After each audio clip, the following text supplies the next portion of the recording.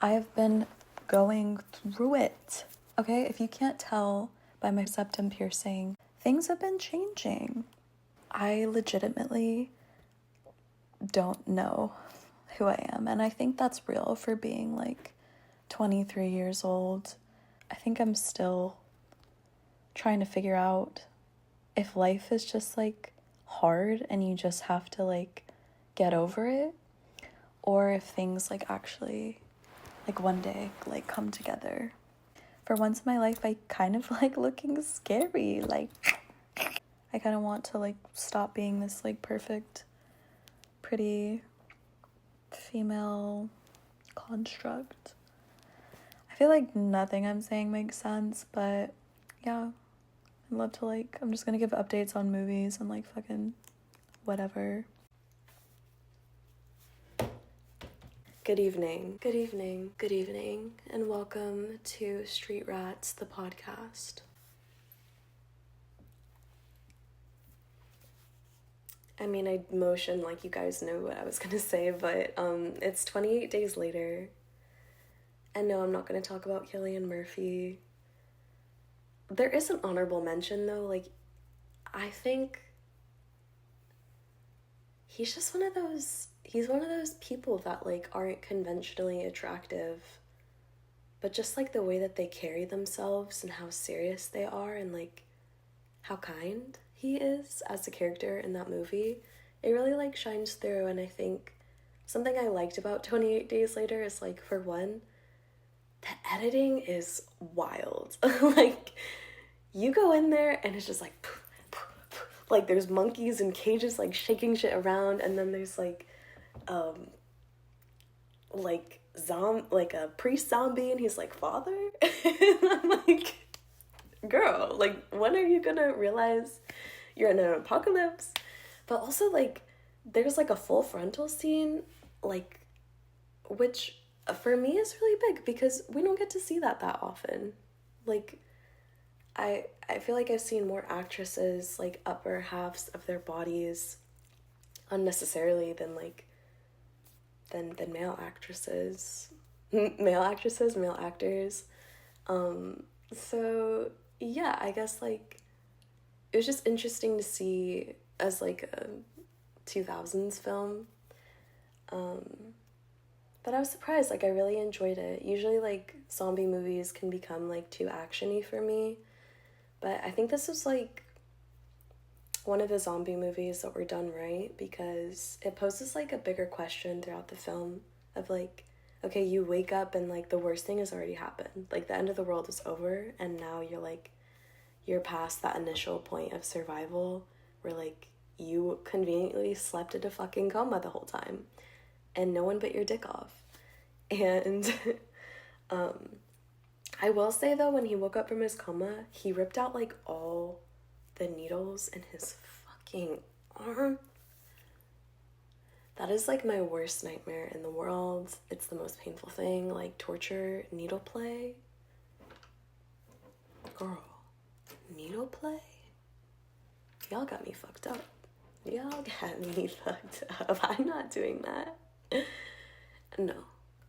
But other than that, like, it was good, because the character I am going to talk about is the beautiful, the lovely Selena.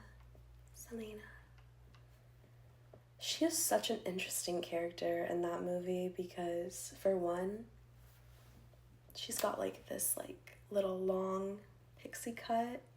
It's flat ironed a bit. And it's also just like, how would I describe it?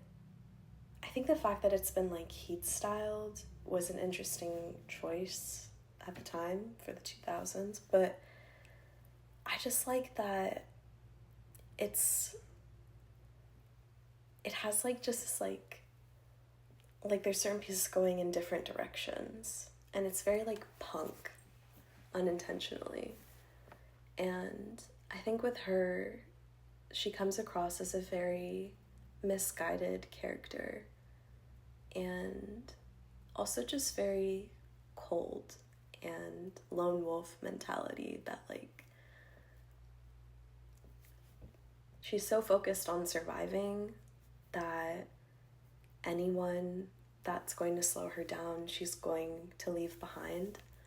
And it kind of like puts the world into like this black and white thing of like either they're here to help me that I can use them, or they're here to hinder me and I don't need them. And in her mind, like the way that she views the world after the zombie apocalypse is just like, there's just surviving. Like that's all there is to life, is just like to survive. And it really makes the whole point of living like meaningless, because it's like, okay, but why are you like what's the point of surviving if there's like nothing else other than to survive? Like your ends is also like your means is also your ends. Like it's there's just not anything to look forward to. There's nothing to like save or value. But I like how Killian's character like changes her perspective of life, like having to kind of like tug him around. Okay, maybe not that. Like drag him around.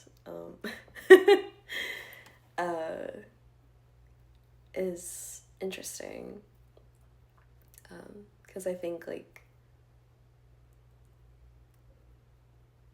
I don't know, with movies, like you can relate to characters, and in my mind, like relating to Selena is a reminder of myself that like,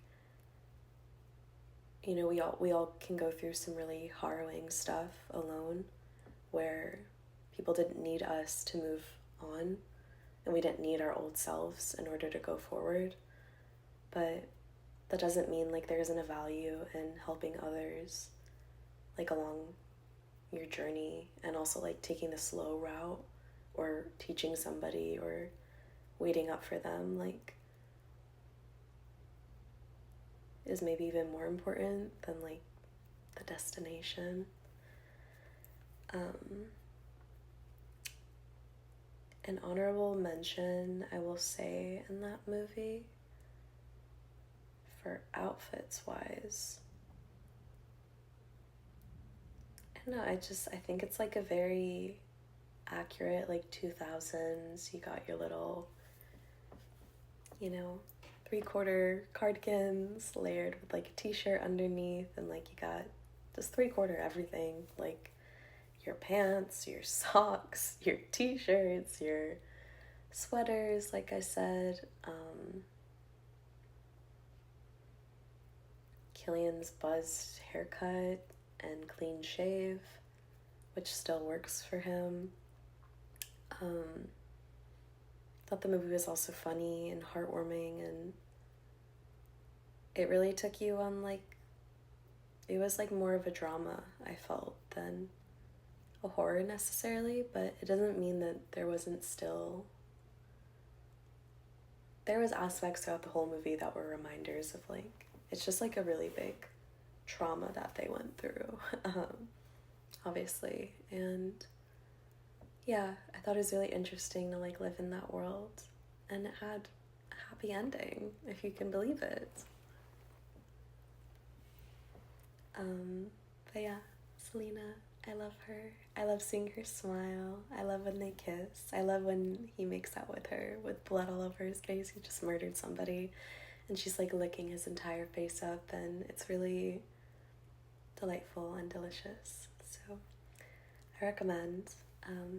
And pay extra attention to Selena. Maybe see like how the colors of her clothes change throughout the movie, especially when they're wearing red dresses. Maybe one hot take I'll add.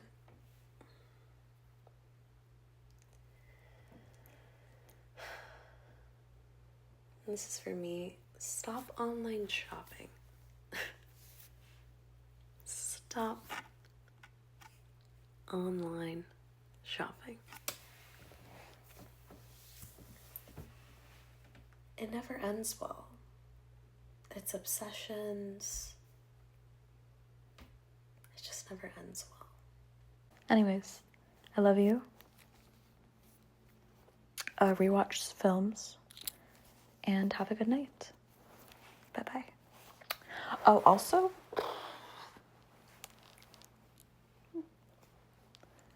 I decorate my walls with tape.